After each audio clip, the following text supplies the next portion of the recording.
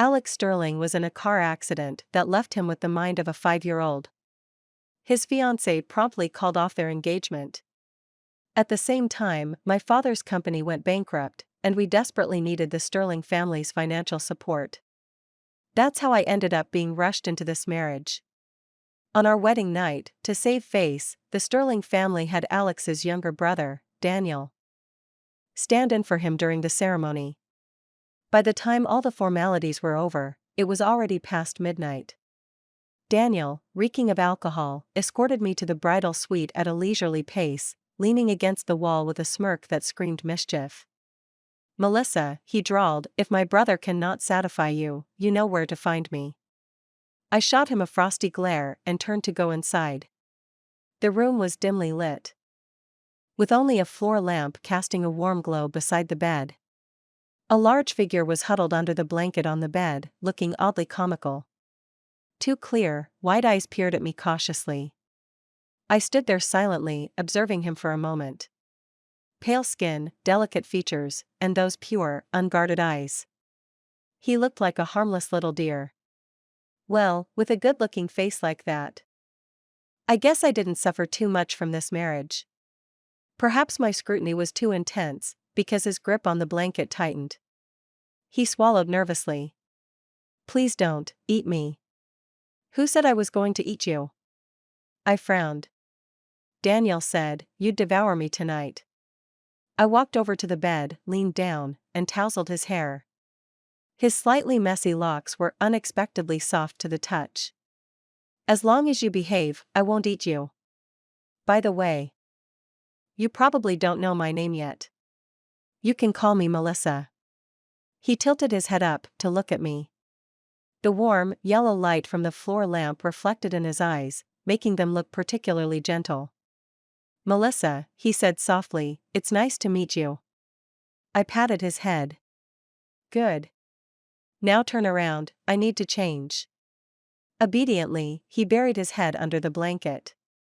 I kicked off my heels, slipped out of the tight gown, and pulled out a silk nightdress that barely covered my thighs.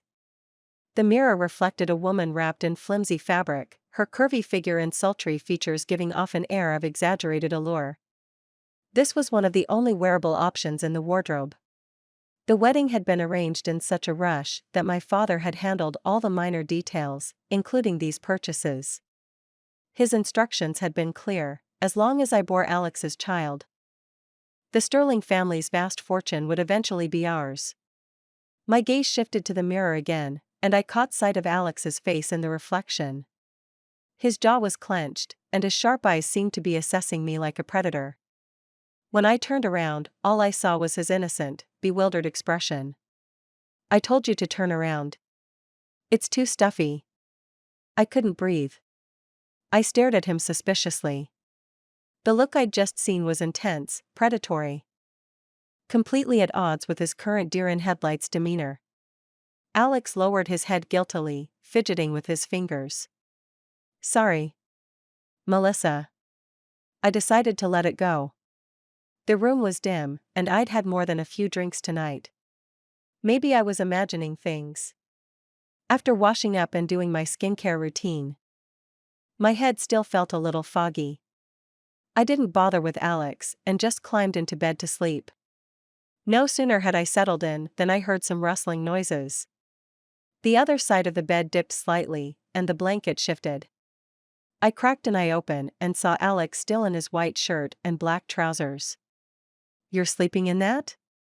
I asked, a little annoyed. Looking like a scolded puppy, he nodded. "Yes. Suit yourself." I shut my eyes. Too tired to care. Just as I was about to drift off, he called my name. "Melissa. Melissa." His voice was soft, like he was afraid of waking me. I sighed, my patience wearing thin. "What now?" "It's too hard. It's hurting me." I glanced over at him, wondering what he was going on about, and my face turned red immediately when I realized what he meant. Oh my God. He was pointing at his belt buckle. "My buckle is too hard, and I can't undo it," he said, sounding downright pitiful. I rubbed my temples, already regretting my life choices, but sat up to help. The room was dark, and I'd never done this for anyone else, so I fumbled around like an idiot, my fingers slipping all over the place without managing to unfasten it. Every now and then, my hand would brush against his skin, warm and solid compared to my cold fingers. "Melissa," he murmured. His voice was husky. The kind of tone that made my heart skip a beat for no reason. "What now?" I snapped, trying to stay focused. He leaned in closer, his face near my neck. "You smell really nice." The warm breath against my skin sent a flush creeping up my face. Embarrassed, I turned on the bedside lamp, flooding the room with light to break the weird tension. Alex blinked at me. "Why's your face red?" "I drank too much," I stammered, fumbling to turn the light back off before diving under the covers. "Go to sleep," I muttered. I slept in and woke up feeling much better. After a quick change, I headed downstairs for breakfast. At the table, Daniel lounged in his chair like he owned the place, a smug grin on his face. He pointed at the food in front of him and said to Alex, "Want some?" "Yes," Alex said, nodding eagerly. His wide eyes fixed on the food. The table was covered in dishes, but he didn't dare take anything. "Bark like a dog, and I'll let you have it," Daniel sneered. Alex froze, looking conflicted. "But Grandpa said, are you gonna do it or not?" Daniel interrupted, leaning forward with a sharp look. Alex flinched, shrinking back like a scared puppy. Finally, he lowered his head and let out a soft bark.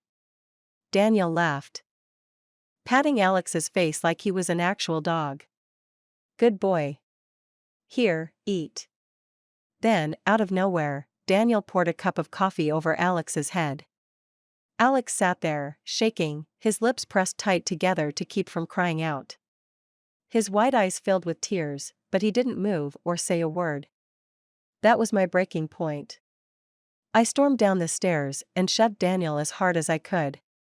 "Don't you dare!" I shouted. The glass hit the floor and shattered. Alex's pale forehead was already red from the hot coffee. He clung to me, trembling, his voice small and shaky. "Melissa, it hurts," he whimpered. Behind me, Daniel snorted. "Didn't think you'd play the hero." I didn't even look at him. "Yeah, I'll look after him from now on. So do us both a favor and stay the hell away." After Daniel left, Alex's eyes were red, and his large hands clung tightly to the hem of my shirt as I carefully treated his burn. "Does Daniel treat you like this often?" I couldn't help but ask. He nodded silently. "Why don't you tell your dad or your grandpa?" "Dad doesn't care about me, and Grandpa would just get upset." "So your dad knows what Daniel's been doing?" "Yes." I was momentarily speechless. Everyone knew that Alex's father, Scott, had married into the Sterling family. He even took on their last name. A man who climbed the social ladder through his wife wasn't exactly well regarded in business circles. My dad, for one, had insulted Scott countless times. But 3 years ago, Alex's mother passed away, and his aging grandfather could no longer manage the family business.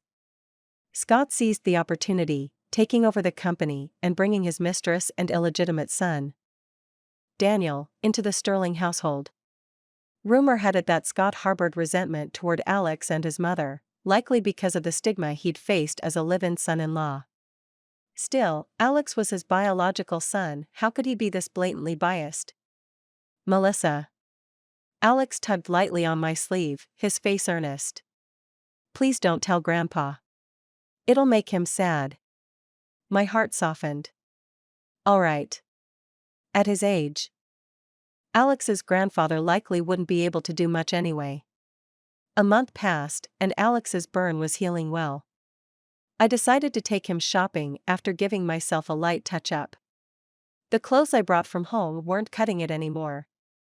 My pajamas were barely decent, and my everyday outfits were embarrassingly dowdy. Elegant by day, seductive by night. That was my father's idea of what a smart woman should be. He'd treated me like a product from the start, molding me into the perfect doll, poised and proper, with understated makeup, no hobbies, no job, and absolutely no interactions with men. All I had to do was wait for the right marriage to help him secure his business deals. Unfortunately for him, I'd inherited his stubborn streak. I wasn't about to let anyone dictate my life. I agreed to this marriage solely because the Sterlings were powerful and excellent stepping stone. Besides, I was marrying a man with the mind of a child. He wouldn't get in my way. Perfect, right? What I hadn't expected was how endearing this child would turn out to be.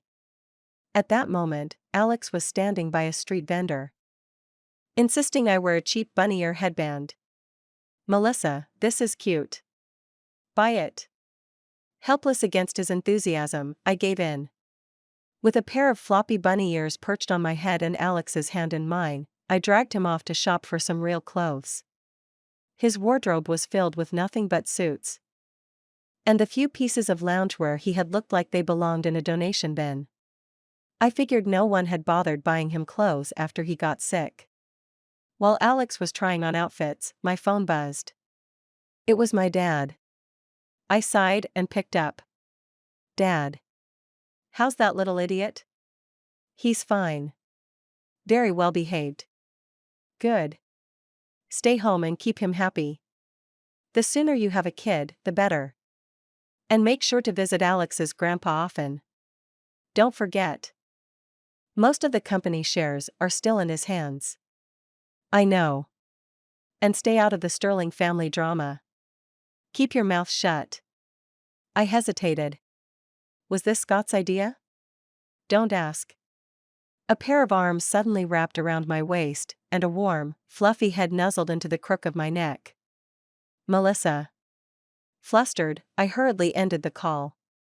"I'll talk to you later." Alex came out of the fitting room wearing a soft, loose hoodie. His long lashes cast shadows over his cheeks, and his doe-like eyes shimmered with an innocent brightness. Sure, he looked great in a suit too, but something about his naive, unguarded gaze always felt a little off paired with formal wear. In this outfit, though, he seemed to shed that awkward childishness, revealing a youthful energy that suited someone his age perfectly. Maybe it was all the scheming I'd grown up watching my father play at, but looking into Alex's clear, guileless eyes left me a bit stunned. "Melissa, does it look good?" He tugged on the hem of my shirt, looking at me expectantly. I snapped out of it. "It looks great. Let's get it." Once we wrapped up our shopping, Alex stood outside a bustling dessert shop, arms weighed down with bags, swallowing hard as he stared through the glass. I sighed. "You want some?" "Yes," he admitted, a bit sheepishly. Of course, he'd picked the shop with the longest line. "Wait here. Don't wander off," I said, stepping into the crowd, heels clicking against the pavement. I wasn't much of a sweets person, and I hated crowds even more. Standing in line, I was already regretting not ordering delivery. "Hey there, beautiful," a voice said from behind me. "Not interested," I replied without turning around. "I'll cover your bill." "Just give me a chance," the man pressed. "Do I look like I need your money?" I shot back, irritation clear in my tone. That seemed to shut him up at least until I felt a sharp shove against my waist. Stumbling forward, a jolt of pain shot through my ankle. What the hell? I looked back to see a beefy man glaring at me, his broad frame taking up the space where I'd just been standing. "Playing hard to get, huh? Think you're better than me?" he snarled. Before I could even process what was happening, his collar was yanked from behind, and he was dragged out of the line. The man barely had time to react before Alex's fist collided with his nose. I froze, stunned. Alex's jaw was tight. His usually gentle features hardened into something cold and unrelenting. One punch after another, he didn't give the man a chance to retaliate. Despite his size, the man turned out to be all bark and no bite. After a brief struggle, he realized he was outmatched and quickly switched to begging for mercy. Enough, Alex, I said, finally finding my voice. He stopped, his chest heaving as he caught his breath. Meanwhile, my ankle throbbed in protest, and I limped over. How much? I asked the man, cutting straight to the point. Mumbling through a bloodied nose, he named a price. It wasn't much, just a few $1,000s. I couldn't be bothered to argue, so I tore out a check and tossed it onto his chest. As I turned back, I felt a warm hand on my ankle. Alex had knelt down, his palm cupping the swollen area as he glanced up at me. Melissa, does it hurt a lot? I'm fine. Get up before you ruin your new clothes, I said, pulling him to his feet and brushing the dust off his hoodie. When I looked up, though, I found his eyes clouded with something unreadable. Before I could say anything, he took my wrist and gently pulled me into his arms. His head tucked against my neck, and his voice was soft but heavy. Melissa, will you always treat me this well? I will. I replied, my voice wavering. Because in the future I'd envisioned for myself, Alex wasn't part of the plan. Liar, he murmured into my shoulder. A strange pang shot through me. Snapping out of the moment, I quickly asked, who taught you to fight like that? My grandpa. He said if someone bullies me, I have to fight back. Then why don't you fight back when Daniel bullies you? Because he's my brother, Alex said simply, his gaze dropping. A touch of sorrow in his expression that made my chest ache. By the time we got home, the sky had turned dark. A sleek Maybach was parked outside the villa. I froze, my entire body tensing up. Earlier, the man Alex had fought wasn't tall, and while he hadn't landed many hits, he'd stubbornly managed to leave several scratches across Alex's jaw and neck. Now, with Alex carrying me on his back, both hands loaded with luxury shopping bags, his face and neck streaked with red, we looked bad. It painted a picture, me as some awful woman who abused Alex, spent his money on designer goods, and refused to even walk on my own, forcing him to serve as my pack mule. The car door opened, and a slender figure stepped out. She was petite, with porcelain skin and glossy black hair cascading down her shoulders. Her beautiful eyes shimmered with an emotion she couldn't quite voice, though they were locked firmly on Alex. Rebecca. This must be her Alex's first love.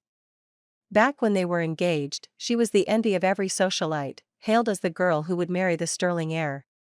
But then, Alex's car accident left him with the mind of a child. Rebecca's family vehemently opposed the union, and despite her reluctance, she eventually gave in and called off the engagement. The Sterling family, too proud to cancel the wedding entirely, scrambled to find a replacement. That's where I came in Rebecca's stand-in. The ceremony went on as planned.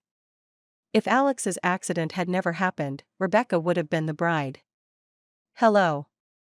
Rebecca greeted me softly, her gaze darting to Alex with visible concern. Alex, are you all right? Hi, I replied, feeling an odd sense of discomfort. I patted Alex's shoulder. Put me down. I can walk on my own. I was just a placeholder, I had no intention of getting involved in their lingering drama. No, Alex said stubbornly, adjusting his grip and heading toward the house. Melissa's hurt. I don't have time to play with you right now. Oh my gosh, Melissa, are you injured? Rebecca's voice rose with alarm. Yes, I twisted my ankle, I said, forcing a polite smile. Why don't you come in for a bit? Rebecca didn't hesitate, following us inside. Sitting in the living room, I cradled a cup of tea, watching the scene unfold. Alex had taken a seat across from me, only for Rebecca to quickly claim the spot next to him, clinging to his left side with a look of genuine concern. Alex, what happened to your neck? She asked softly. Fighting bad guys, Alex answered seriously. Bad guys? Rebecca turned to me, puzzled. I got into a little dispute with someone earlier, I explained, keeping my tone neutral. Rebecca nodded, seemingly satisfied, and reached out to touch Alex's jaw. Does it hurt? She asked gently. Alex leaned back, dodging her hand, and crouched down in front of me instead. No pain. Melissa hurts more. Rebecca's smile faltered as she withdrew her hand.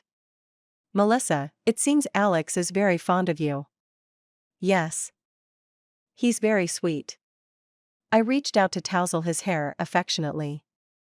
Have you taken him for a follow-up at the hospital recently? Rebecca asked. Yesterday, I replied. The doctor said there's still residual blood clots in his brain. Recovery seems unlikely. I see, Rebecca murmured, her expression unreadable. She hesitated before asking, has Uncle Scott or Grandpa been by to see him? No, you're the first to visit him, I said simply. Rebecca gave a small nod, standing up and grabbing her bag. Well, take good care of him. I won't disturb you anymore. Alex helped me to my feet and escorted Rebecca to the door. We stood in silence as her car disappeared down the driveway. I couldn't help but wonder, Rebecca's visit felt calculated, as though she were probing for something, perhaps Alex's chances of recovery. As for Alex, I turned to look at him. His expression had shifted, the usual simplicity in his eyes replaced by a cold, distant look. It was a stark contrast to the boyish charm he usually displayed. Alex? I called out. He turned his head, his gaze softening as he looked at me. Whatever coldness had been there was gone in an instant. Without a word, he scooped me up in his arms. Melissa, I'll take you to rest, he said gently. I wrapped my arms around his neck, my thoughts spinning. Though we'd only spent a month together, my instincts told me Alex wasn't as simple-minded as he appeared. There were moments fleeting, but undeniable, when I caught glimpses of something sharper, more calculating in his demeanor. And the strangest part? The moment he noticed me looking, that serious expression would vanish, replaced by his usual innocence. Could it be that Alex was just playing dumb to everyone? This suspicion was hard to confirm, and honestly, I didn't have the energy to investigate. For now, my priority was work. Though my father had always kept a tight grip on my life, leaving me no room to pursue a career, I had secretly saved up and invested in a company. That company was now thriving, finally giving me the chance to break free and focus on building something of my own. In fact, that was one of the reasons I'd agreed to marry Alex. He was easy to manage and wouldn't interfere with my plans. Or so I thought. On my very first day back at work, I realized just how wrong I'd been. Alex called me 10 times an hour, his voice filled with pitiful desperation as he asked, Melissa, do you not want me anymore? Even my business partner, Carl, couldn't take it. He glanced at me and suggested, Melissa, maybe just bring him to work with you? Not a chance, I snapped, shutting off my phone. In the end, I blocked Alex's number, finally restoring some peace to my day. Carl was a college friend with a sharp business mind but a modest upbringing. After graduation, I'd provided the seed funding for him to launch our company, and he hadn't let me down. Everything was running smoothly under his leadership. Eager to prove myself on my first official day, I threw myself into work with Carl. We passionately discussed our vision for the company's future, talking well into the night. When I returned home, it was past 10, and the night was deep. In the faint glow of the villa's outdoor lights, I saw Alex sitting on a bench near the front door, wearing only a thin dress shirt and suit jacket. Parking the car, I stepped out on my heels and approached him. What are you doing out here? He kept his head down, ignoring me. I sighed, reaching out to ruffle his hair. Are you upset? Yes, he muttered. Why? I asked, sitting beside him. I went to work. I can't stay with you all the time. Alex finally lifted his head, his expression solemn as he looked at me. Melissa, you don't need to work. I have money. I can take care of you. The night air was chilly, and I shivered slightly, managing a smile. Your money isn't enough. Alex leaned closer, wrapping his arms around me and pulling me into his warmth. The heat of his body chased away the cold. I have lots and lots of money. Why isn't it enough? Because I want to buy freedom. Resting my head against his chest, I gazed at the faint stars in the distance. Since I was a child, I was told my only value was to marry well.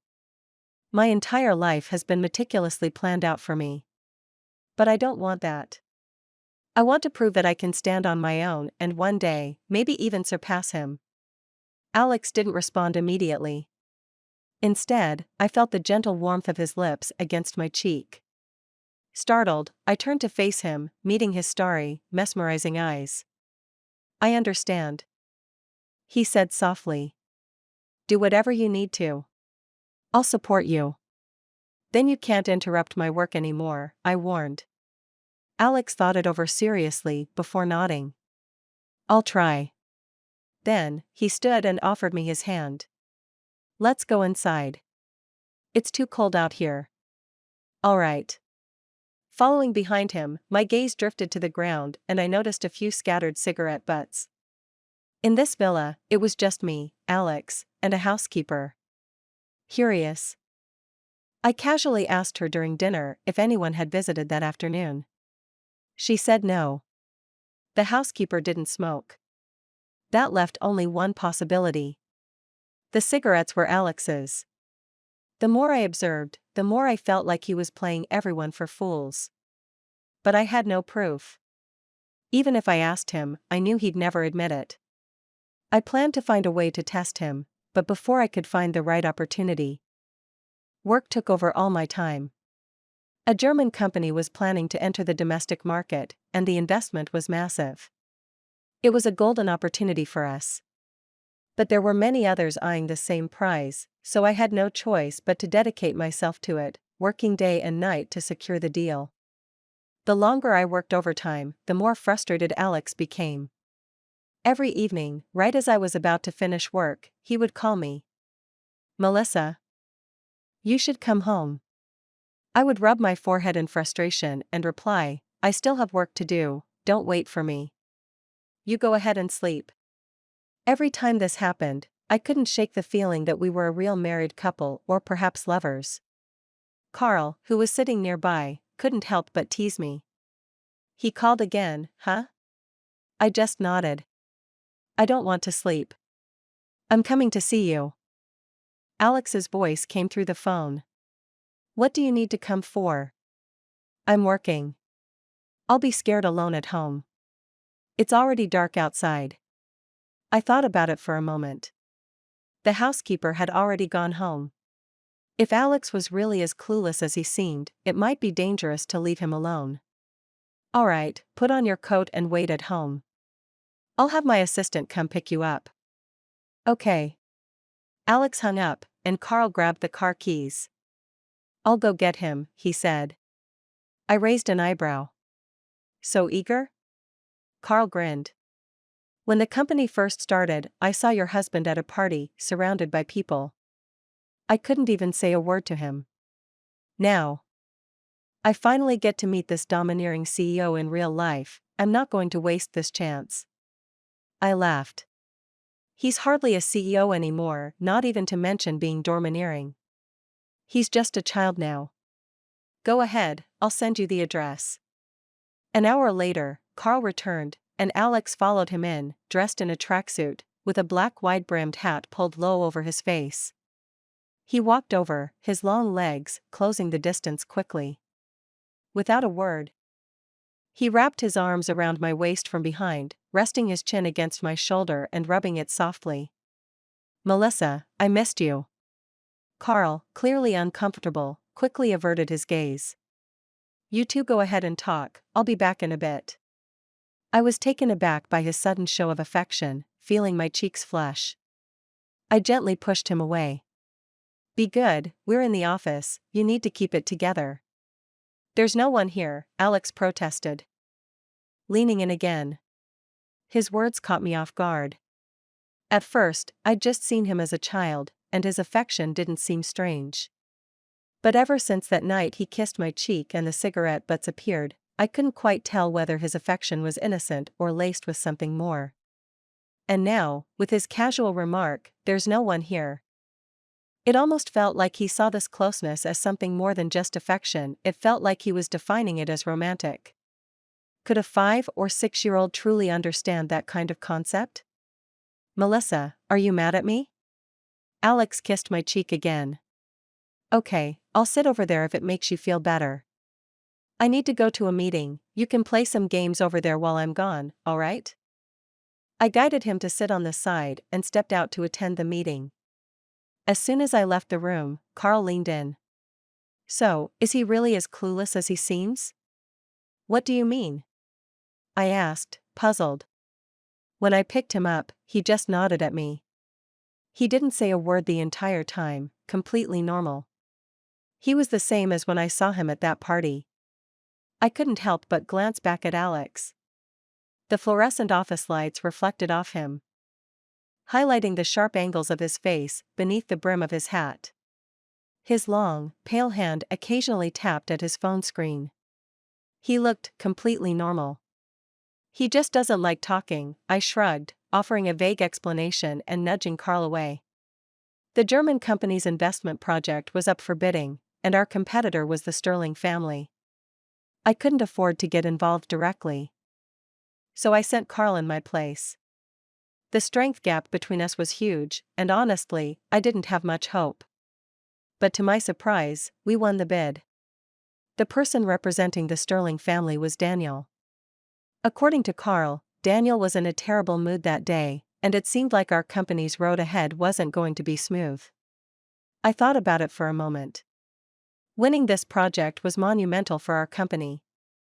Handing it over was out of the question. Daniel was a fool, and if Alex was pretending to be clueless, then Daniel likely had his own mess to deal with, making him no threat at all. So, I decided not to worry about Daniel and instead find a way to test Alex. After thinking for a while, I came up with the most foolproof plan: pretend to be drunk. Coincidentally, to celebrate our successful bid, Carl organized a company party. And I decided to attend. All night, I ignored Alex's calls. As the party was winding down, I deliberately spilled some alcohol on myself, smelling like booze. In the early morning, after everyone had left, I finally answered his call. Alex's voice was full of concern. Melissa, I'm scared of the dark. I can't sleep. Where are you? I looked around, under the streetlight. There was a long silence on the other end. Then his voice grew calm. Are you drunk? I slurred, no, I can still drink. Stay there, don't move. I'll come get you. I hung up the phone, silently impressed by how quickly he'd changed his tone. He really was playing the fool. He was a natural at acting. He'd make a great movie star. In less than 20 minutes, a black Maserati sped toward me and came to a smooth stop. Alex got out of the driver's seat and walked quickly toward me. Feeling bad? He asked. I nodded. Yeah. Without hesitation, Alex picked me up and placed me in the passenger seat, buckling me in before leaning against the car frame and staring at me for a moment. You still didn't drink enough. Drink more next time and you won't feel bad. What? I frowned at him. Normally. He acted like a well-behaved puppy, but now he was being all sarcastic. Alex, frustrated, forced a smile, pinching my chin. You know exactly what I mean. For some reason, my face reddened even more. Alex climbed back into the driver's seat, expertly starting the car. I sat next to him, wondering whether I should expose his act. If Alex was faking, it had nothing to do with me. As long as I confirmed that he was pretending, I didn't need to worry about Daniel. Alex would take care of him. But if Alex was fine all the time, would he eventually decide to divorce me and go back to his first love, Rebecca? Then why was he so affectionate with me, kissing and hugging me? What a jerk. The more I thought about it, the angrier I got, and I didn't even realize we'd already reached home. When Alex opened the car door and picked me up, I snapped back to reality and quickly wrapped my arms around his neck. Alex glanced down at me. Hold on tight. Don't want you to fall. I was still angry, so when he said that, I immediately let go. Alex stopped walking, lowered his gaze at me. Hold on. I'm not going to, I countered, facing him defiantly. Fine. He continued carrying me to the bedroom, bracing himself against the bed and looking down at me. Now, are you going to hold me? I mumbled softly, you let me down already, why should I still hold you? This is a place you can hold me too. What's wrong with holding your husband? Why is it always me initiating it? Now that I thought about it, he had always been the one to initiate the hugs since we got married. But today, he was taking advantage of me being drunk to act like this and take his frustration out on me. I'm not holding you. I turned my head away. Why don't you let Rebecca hold you? I immediately regretted what I had said. I must have really drunk too much to have let those words slip. Alex chuckled lightly. She's only been here once, and you're already jealous? I'm not jealous. I looked at him, deciding to lay everything on the line. Alex, you've actually recovered, haven't you? You've been pretending all along, right? Alex remained calm and collected. Yes. You admit it so readily. Aren't you worried that I'll ruin your reputation? I'm not worried. We stared at each other in silence for a long while. Finally, I spoke softly, then, once you've finished your business and my company is doing better, we can divorce, right? Alex's face darkened as he leaned closer. His voice low. We've only been married for half a year, and you're already planning a divorce? No, but don't you want a divorce? No. His gaze dropped to my lips, his Adam's apple moving as he spoke. We've been married for 6 months. It wouldn't hurt to kiss, right? Before I could respond, his lips were on mine. The tenderness mixed with alcohol, slowly overpowering my senses. After a long while, Alex pulled away. His warm breath tickling my ear. I never thought about divorcing you. And you better not either. In the days that followed, Alex stopped pretending to be clueless around me. The atmosphere between us grew increasingly subtle. Because I had no experience with relationships, I found myself blushing at the smallest things. Once Alex noticed, he seemed to take great pleasure in it. For example, he insisted on holding me while we slept. Even if I pushed him away, I would always wake up in his arms the next morning. When I needed to change clothes and asked him to leave, he would quietly wrap his arms around me from behind. Before, you just needed me to turn my head, but now you want me to leave? At night, he used to say goodnight, but now he would say, good night, baby. I had to admit that, though I didn't know exactly when. I was slowly falling for him. But Rebecca remained the thorn between us.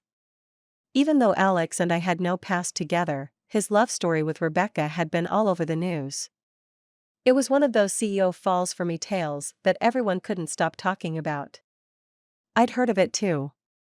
Rebecca was originally a low-key illegitimate child, but during high school, she crossed paths with Alex.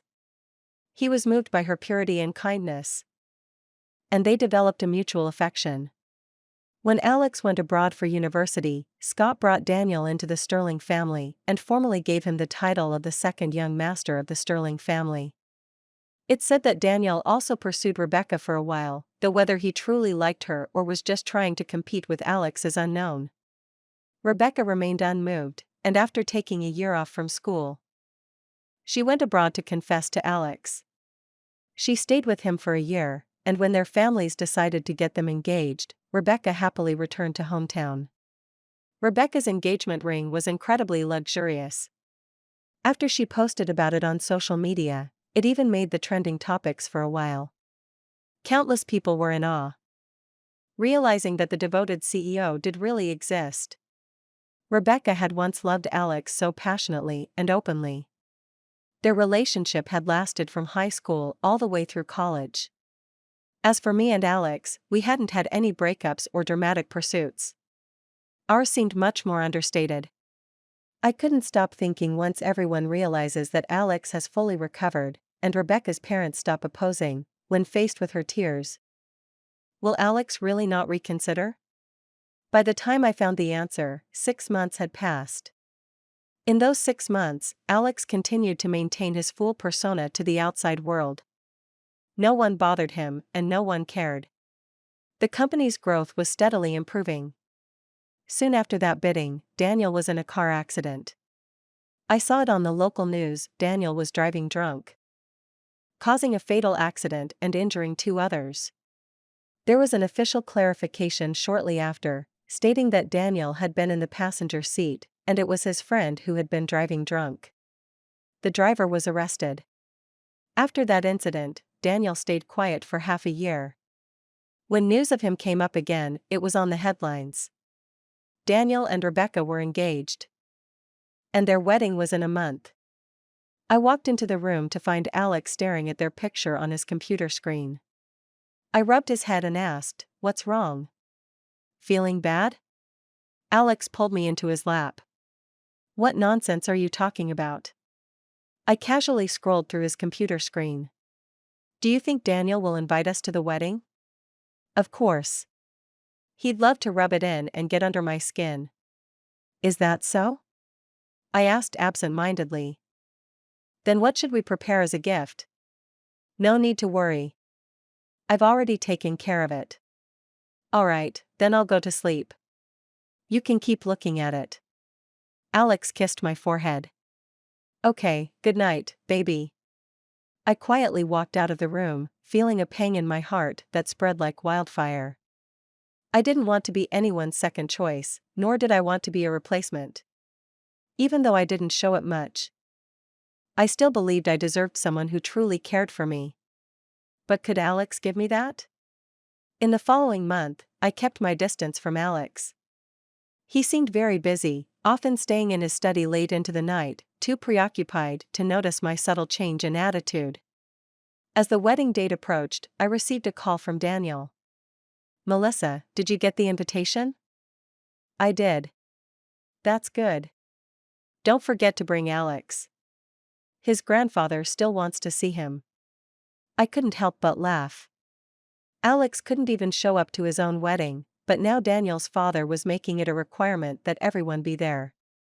No wonder Alex had to pretend to be a fool, with how completely biased Scott was. "Baby, time to wake up." In the early morning, I was awakened by the sound of Alex's husky voice and soft kisses on my face. I turned my head to avoid his kisses, groggily muttering, "This is the first time I've seen you wake up so early. My dear little brother is getting married. I can't sleep in. I have to wake up early and give him a big gift." I almost forgot today was Daniel and Rebecca's wedding day. "Alright. I'm getting up now." I pushed away my unhappiness and sat up.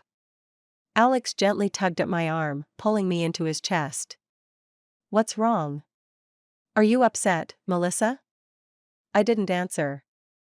Realizing I'd been upset for a month and he hadn't noticed seemed a little late.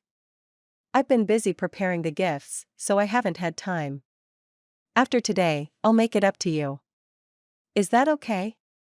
Okay." I answered without thinking, not wanting to argue about it this early in the morning.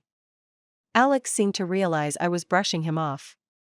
He held me tighter, showering me with kisses and sweet words like Melly and baby over and over until my mood lightened a bit. "I'm going to change. Your suit is in the closet." I opened the closet and saw the exclusive, custom-made gown from a high-end luxury brand. Although my family wasn't poor before, this kind of luxury gown was truly something I couldn't afford. I obediently changed into the dress and applied a delicate makeup look.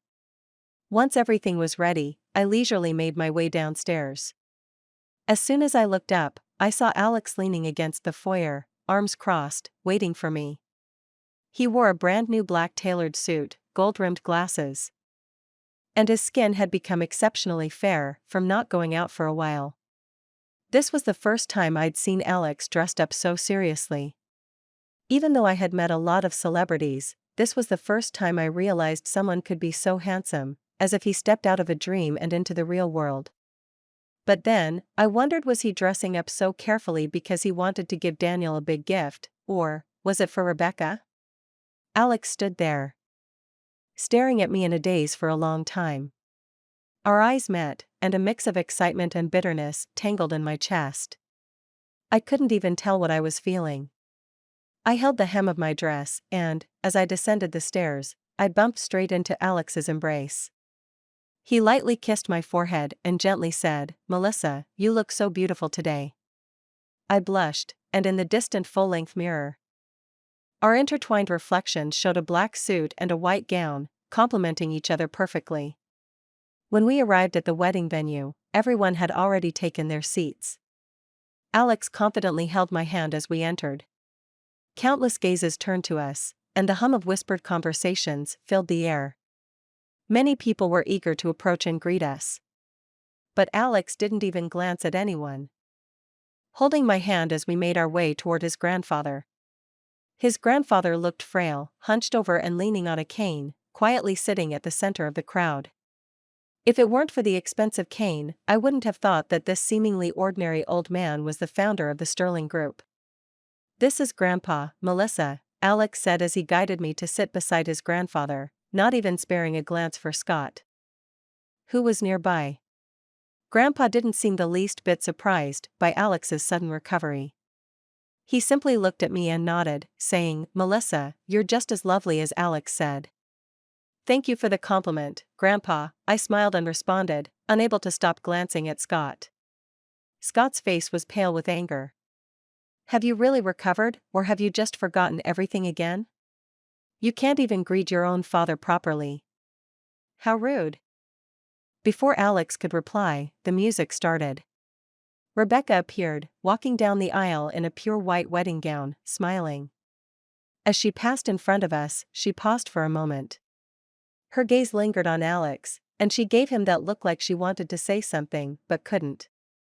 I didn't dare look at Alex. I was afraid if I saw them gazing at each other deeply, I wouldn't be able to stop myself from flipping the table. Beneath the table, a large hand suddenly grasped mine, gently squeezing. Alex leaned in close, whispering in my ear, "Melissa, I've been thinking about this for a long time. Let's have our own wedding, okay?" My heart, which had been hanging in the air, was gently wrapped in those words and slowly settled back down to the ground. I squeezed his hand in return. "Okay." Up on the stage, Daniel had already entered. But Rebecca's eyes kept drifting to Alex. She must have noticed his recovery and couldn't sit still. Just as they were about to exchange rings, a group of police officers suddenly barged in, marching up to Daniel and handcuffing him without saying a word. The wedding venue immediately descended into chaos. The sounds of heated arguments, angry shouts, and the flashing of camera lights filled the air. Alex and his grandfather remained unfazed, even exchanging a few words now and then, coolly watching the drama unfold. I couldn't help but lean in and whisper to Alex, "Is this the big gift you were talking about for Daniel?" "Yeah, this is just the beginning. The bigger surprise is yet to come." Grandpa, noticing us whispering, chuckled quietly. "All right, Alex, come see me tomorrow.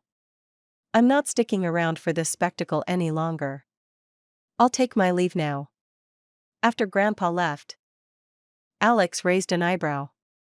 "Melissa, are you tired of watching? Should we head home now? You said there was a bigger gift, remember?" Alex couldn't help but laugh.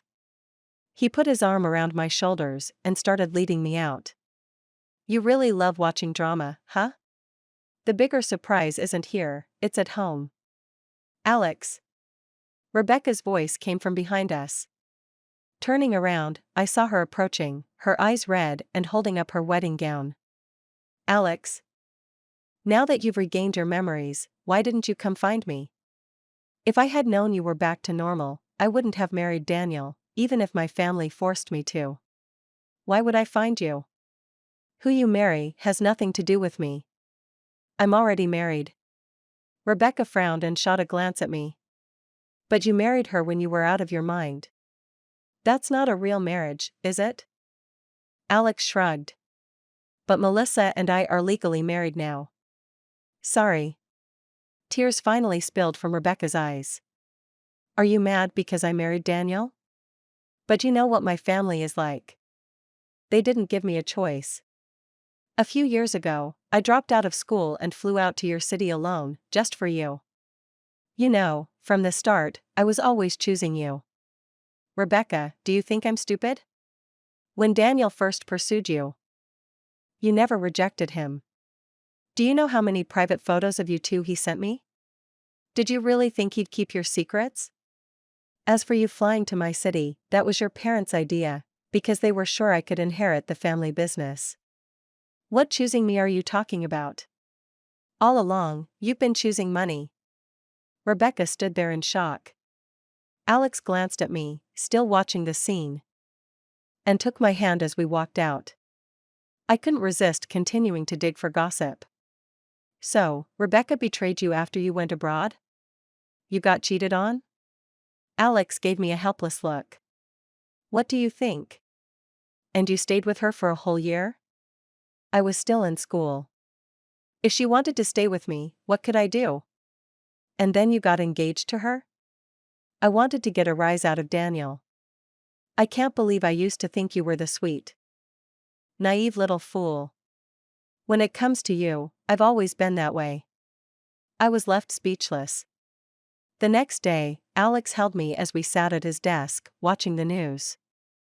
The headline that appeared on the screen read, Sterling Group bankrupt and Daniel arrested. Someone had provided evidence to the police that Daniel was the one responsible for the recent DUI incident. Scott had paid someone to take the fall for him. And Sterling Group had collapsed overnight. It turned out Scott had been harboring grudges about being forced into the marriage, holding resentment against Alex and his mother, as well as Alex's grandfather. The death of Alex's mother was also linked to Scott. After Alex returned to the country, Daniel had orchestrated a car accident. Alex had played along, pretending to be clueless on the surface, while secretly setting his plan into motion, gradually turning Sterling Group into a crumbling shell. Everything was going according to plan except for me. I had become an unexpected variable.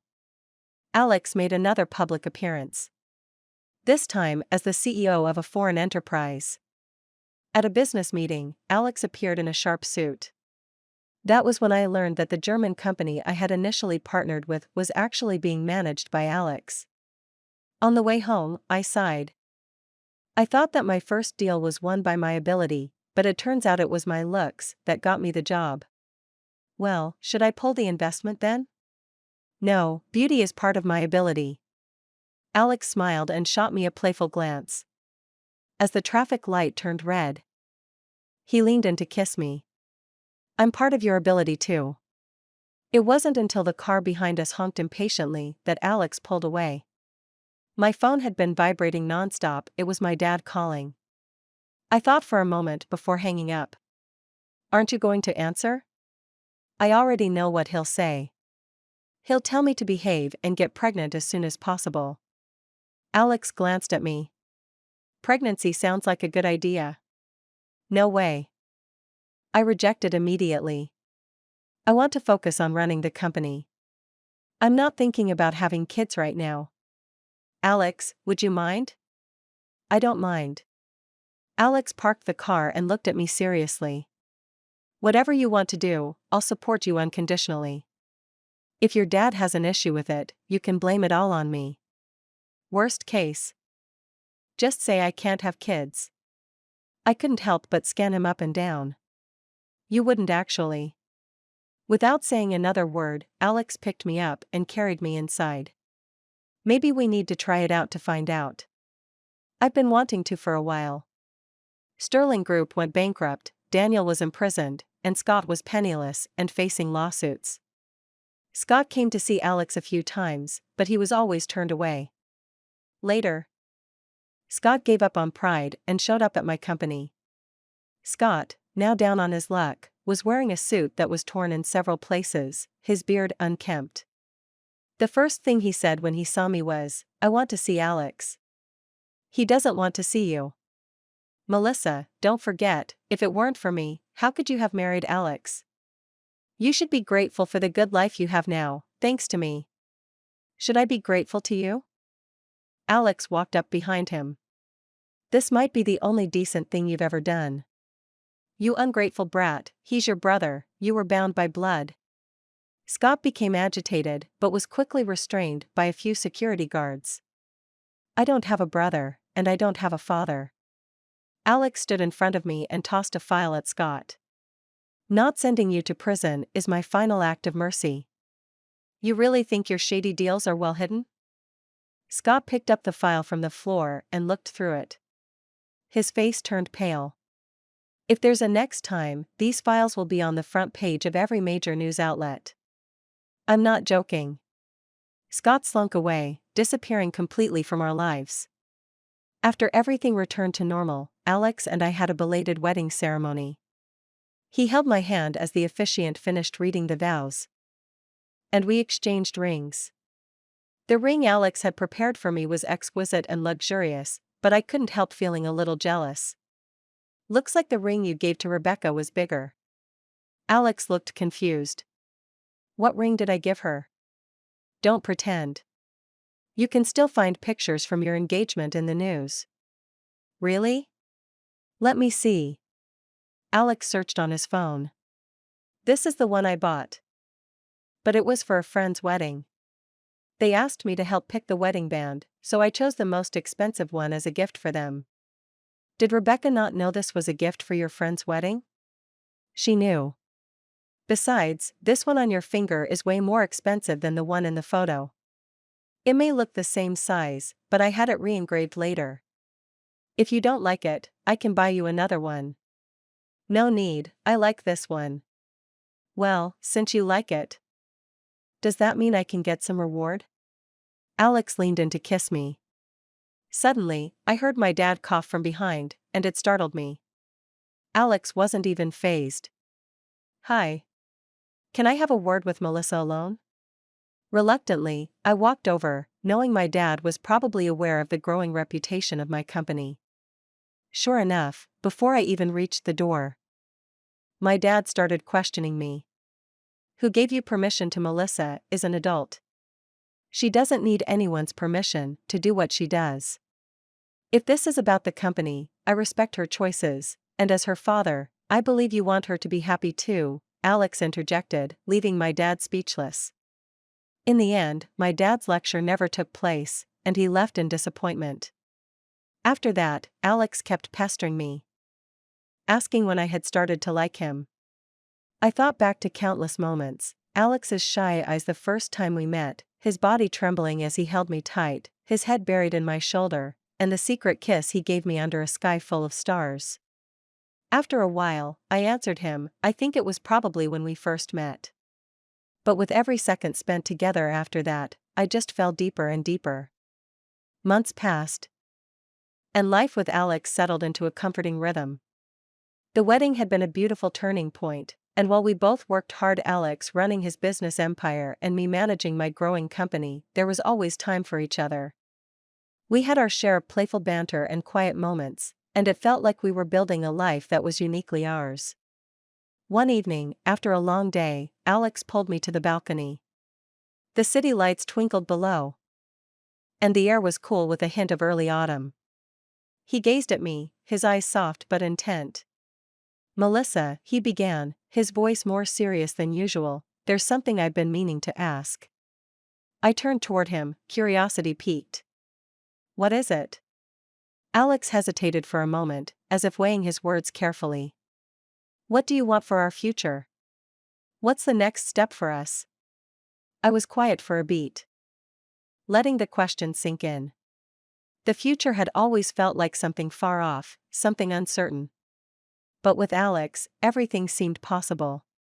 I took his hand, squeezing it gently, I want us to continue building this, together.